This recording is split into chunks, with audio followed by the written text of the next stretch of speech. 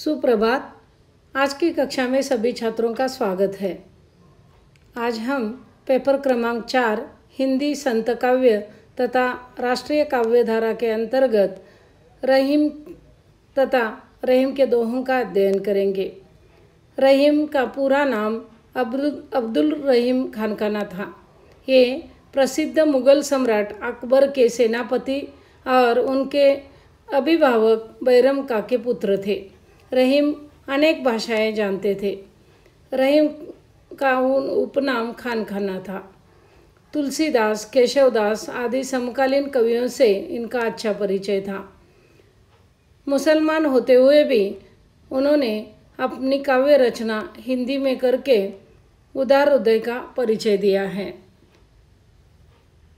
जाति पाति के भेदभाव से दूर रहकर भक्ति, नीति और प्रेम विषयों पर उन्होंने अपनी रचनाएं की। उनके दोहों और बरवे छंदों में जनसामान्य का दुख, दर्द, प्यार, उदासी झलकती है। रहीम के दोहों की अभिव्यक्तियां दरअसल उनके अपने निजी जीवन से संबंधित है। उनकी पत्नी और उनके 3 पुत्रों का देहावसान उनके सामने ही हो गया था। बाद में जहांगीर के शासनकाल में उन्हें बादशाह के क्रोध का शिकार होना पड़ा। इन सभी के परिणाम स्वरूप उनकी कविताओं में एक उदासी, निराशा और दुख दिखाई देता है। इसके साथ कई जगह व्यंग के दर्शन भी हमें दिखाई देते हैं। बरवे नायिका भेद और रहीम सतसई इनकी प्रसिद्ध पुस्तकें हैं। उनको अपने जीवन में अनेक सुख दुखों का सामना करना पड़ा था और इसी कारण उन्होंने जो रचनाएं की थी उसमें भी हमें दुख और दर्द दिखाई देता है। अपने व्यक्तिगत अनुभव के अनुसार उन्होंने उनकी रचनाएं की थी। इस प्रकार जीवन और जगत के यथार्थ का या वास्तविकता का उन्हें गहरा अनुभव था। रहीम ने अपने विचारों को सीधे साधे ढंग से व्यक्त किया है। अपना काव्य कौशल दिखाने का प्रयास नहीं किया। इनके काव्य में आत्मसम्मान, परोपकार, दया, गुणी, आदर, संयम, सहनशीलता, दुख, निराशा, भाग्यवाद आदि अनेक विषयों पर विचार किया है। राजनीति, समाज नीति, परिवार नीति और भक्ति संबंधी रचना भी उनके काव्य में मिलती है। परंतु रहीम के जो दोहे हैं उनमें प्रधान रूप से नीति ही या नीतिपरक दोहे ही हैं। तो चलिए दोस्तों, हम आज उनके दोहों का अध्ययन करेंगे। उनका पहला दोहा है, रहीमन गली है साकरी, दूजो ना ठहराई, आपू आहे तो हरि नहीं, हरि तो आपू नहीं। प्रस्तुत दोहे में रहीम ने भक्ति के बारे में हमें कहा है कि हमारा मन जो है वह अत्यंत छोटा है, यानी मन की गली अत्यंत छोटी है, संकरी यानी छोटी। उसमें आपका अहंकार या हरि यानी भगवान दोनों में से एक ही रह सकता है। इसलिए हमें अपने अहंकार को त्याग कर या अपने अभिमान को त्याग कर ईश्वर को हमारे मन में रखना होगा। उनका दूसरा पद है, रहीमन राम न उर धरे, रहत विषय लपटाए, पशु कर खात सवाद सो, गुर गुलियाए खाए। इस दोहे में उन्होंने ईश्वर को पाने के लिए विषय वासना से दूर रहने का संदेश दिया है। इस बात को स्पष्ट करने के लिए उन्होंने पशु का उदाहरण दिया है। जैसे कोई जंगली जानवर या पशु अच्छा या बुरा न सोचकर जो भी मिलता है वह अपने मुंह में भर लेता है या उसकी शिकार कर लेता है। अगर हमारा मन भी विषय वासनाओं से भरा है तो वो पशु के समान होता है। इसीलिए हमें हमारे मन के विकारों को, वासनाओं को दूर रखकर ईश्वर को पाना है तो हमें सबसे पहले इन विषय वासनाओं को या विकारों को दूर रखना होगा। उनका तीसरा पद है, दोहा है, सदा नगारा कुछ का बाजत आटो जाम, रहमन या जगाई के को करी रहा मुकाम। तीसरे दोहे में उन्होंने जीवन की क्षण भंगुरता को स्पष्ट किया, यानी जीवन किस प्रकार क्षणिक है, क्योंकि मृत्यु अटल है, कब आएगी उसका निश्चित समय नहीं है।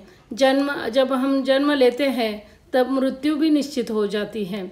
रहीम कहते हैं मृत्यु का नगाड़ा आठों प्रहर बजता रहता है, यानी मृत्यु की घंटा जो है आठों प्रहर बजती रहती है। इस संसार में आकर मृत्यु से कोई भी नहीं बचा है। अब अगला दोहा, सौदा करो सो करी चलो, रहीमन याही बाट, फिर सौदा पे हो नहीं दूरी जान है बाट। इस दोहे में रहीम कहते हैं कि अच्छे कर्म करने हैं या अच्छा कार्य करना है तो जल्दी कीजिए, क्योंकि फिर से यह मौका आपको मिले या नहीं मिले ये मालूम नहीं, क्योंकि मनुष्य का जीवन क्षणभंगुर है, क्षणिक है। अगला दोहा, विपत्ति भय धन ना रहे जो लाख करोड़, न तारी छिपी जात है जो रहीम बहे भोर।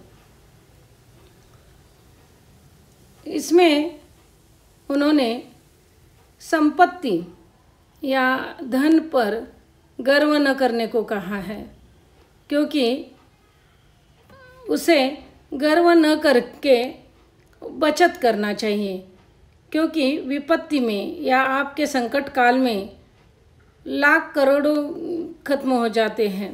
जैसे सुबह होती है तब सारे तारे नभ में लुप्त हो जाते हैं। उन्होंने बहुत ही सुंदर उदाहरण दिया है कि अगर आपके पास संपत्ति है तो उस संपत्ति पर गर्व करने के बजाय उसको संभालना चाहिए, क्योंकि आप पर अगर कोई संकट आ जाता है तो लाखों और करोड़ों कब खत्म हो जाते हैं पता भी नहीं चलता। जैसे रात सुहानी लगती है क्योंकि वह रात आकाश में तारों भरी होती है, लेकिन सुबह होते ही यह आकाश रीता हो जाता है, खाली हो जाता है। वैसे ही संकट काल में हमारी संपत्ति नष्ट हो जाती है। अगला दोहा है, कदली सीप भुजंग मूक, स्वाति एक गुण तीन, जैसी संगति बैठे तैसोई फल दीन। देखिए यहाँ पर बहुत ही सुंदर वर्णन हमें रहीम ने दिया है। आपकी संगति या आप किसके साथ दोस्ती करते हो, किसके साथ मैत्री करते हो, या आप किसके साथ बैठते खाते फिर घूमते हो, इसका हमें ध्यान रखना चाहिए। क्योंकि वो कहते हैं कि जैसी संगति होती है वैसे ही आपका व्यक्तित्व बन जाता है। इस दोहे में संगत का परिणाम स्पष्ट किया है, अच्छी संगत या बुरी संगत। अगर बुरी संगत है तो आप बुरे बन जाओगे, अच्छी संगत है तो आप अच्छे बन जाते हो। वे कहते हैं कि स्वाति नक्षत्र में बादलों के पानी की एक बूंद केले, सीप और भुजंग के मुख में पड़ने से परिणाम अलग अलग होते हैं। यानी स्वाति नक्षत्र में यानी बारिश में बादलों से जो पानी धरती पर गिरता है या बादलों से पानी की एक बूंद जो गिरती है वह सब पर गिरती है, लेकिन सब का परिणाम अलग अलग, सब पर उसका परिणाम अलग अलग होता है। वह बूंद जब सीप में पड़ती है तो उसका मोती बन जाता है, केले पर पड़ जाती है तब केला खराब हो जाता है, और भुजंग यानी सांप पर पड़ जाती है या उसके बिल में पानी घुस जाता है तब सांप को अपना बिल छोड़कर बाहर पड़ना पड़ता है। इस तरह बादलों के पानी के एक बूंद का परिणाम अलग अलग रूप में दिखाई देता है। ये इसी तरह आप किस संगत में हो, अच्छी या बुरी संगत, इसका उदाहरण देते हुए उन्होंने कहा है कि इसका कारण संगति है। जैसे हमारी संगत होती है वैसे परिणामों को ही हमें भुगतना पड़ता है। यानी जिस प्रकार की आपकी संगत है उसी तरह के परिणामों को हमें भुगतना पड़ता है। क्योंकि अगर आप अच्छे व्यक्ति के साथ संगत करते हो तो आप भी अच्छे बन जाते हो। अगर बुरी व्यक्ति के साथ आप संगत करते हो तो आपका जीवन भी बुराइयों से भर जाता है।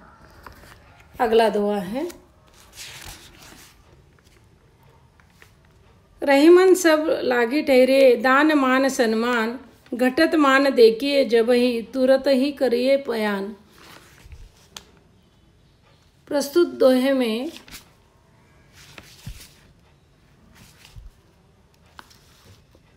रहीम ने जहाँ सम्मान हो वहीं पर ठहरने का संदेश दिया है। यानी मनुष्य को अपना सम्मान भी प्रिय होता है। रहीम कहते हैं कि आपका जहाँ पर सम्मान हो रहा है वहाँ पर ही आप ठहरिए। वह उनका कहना है कि जब सम्मान मिले तभी उस जगह जाओ, अन्यथा जैसे ही आपका सम्मान घटता है, सम्मान कोई नहीं करता, तब तुरंत ही उस स्थान को आपको छोड़ देना चाहिए। आगे देखिए, रहीमन निज संपत्ति बिना कोउ न विपत्ति सहाय, बिनु पानी जो जलज जो नाही रबी सके बचान। अब यहाँ पर फिर एक बार उन्होंने संपत्ति का महत्व हमारे जीवन में बताया है। रहीम ने कहा है कि हमारे विपत्ति काल में या हमारे संकट काल में जो हमने बचाई है संपत्ति या धन या पैसा, वह काम आता है। इस बात को स्पष्ट करने के लिए वे कमल के फूल का उदाहरण देते हैं। जिस प्रकार पानी के बिना कमल को सूर्य भी नहीं बचा सकता, उसी प्रकार यानी कमल कीचड़ में जो पानी होता है उसमें ही उगता है। ऊपर से सूर्य होते हुए भी अगर कमल पानी ना हो तो कमल नहीं उग सकता। उसी प्रकार आपकी बचत, अगर आप अपनी संपत्ति की बचत करते हो तो वह आपकी विपत्ति में, संकट काल में ही आपको सहायता कर सकती है, अन्य कोई सहायता नहीं कर सकता। अगला दोहा है, रहीमन देखी बड़न की लगु न दीजिए डारी, जहाँ काम आवे सुई कहा करे तरवारी। बहुत ही सुंदर उदाहरण उन्होंने यहाँ पर दिया है कि आप बड़े और छोटे का जो भेदभाव करते हैं वह व्यर्थ है। बड़ा और छोटा दोनों का भी महत्व होता है। आपके काम दोनों भी आ सकते हैं। कब किसी का आपके जीवन में उपयोग हो यह बताना असंभव है। जैसे जहाँ एक सुई काम कर सकती है वहाँ तलवार काम नहीं कर सकती, और जहाँ पर तलवार काम कर सकती है वहाँ सुई काम नहीं कर सकती। सुई से काम चल सकता है, वहाँ तलवार की ज़रूरत नहीं होती। यहाँ पर सुई तथा तलवार का उदाहरण देकर हमें उन्होंने बड़े और छोटे के बीच का भेदभाव मिटाने का संदेश दिया है। अगला दोहा है, रहीमन पानी राखिए बिनु पानी सब सून, पानी गए न उबरे मोती मानुष चुन। यहाँ पर जल या पानी का महत्व उन्होंने प्रकट किया है। इस दोहे में पानी शब्द के 3 अर्थ हैं। रहीम कहते हैं कि पानी का बड़ा महत्व है, उसके बिना जग सूना है और जग जीवित नहीं रह सकता। मोती मनुष्य और चूने में पानी नहीं है तो वह किसी काम के नहीं रहते, क्योंकि उन्होंने यहाँ पर पानी के 3 अर्थ बताए हैं। मोती के संदर्भ में चमक, मनुष्य के संदर्भ में प्रतिष्ठा, चूने के संदर्भ में जल, यानी जल के बिना चूना नहीं बन सकता। और मनुष्य अगर पानी है, जल है तो उसकी प्रतिष्ठा बढ़ सकती है। और पानी के बिना मोती को चमक नहीं आती।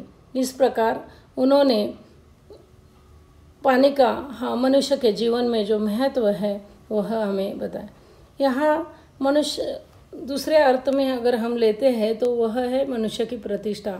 अगर आप अच्छे कर्म और अच्छा स्वभाव या अच्छा व्यक्तित्व रखते हो तब आपकी प्रतिष्ठा बढ़ती है, ऐसा कहा है। धन्यवाद।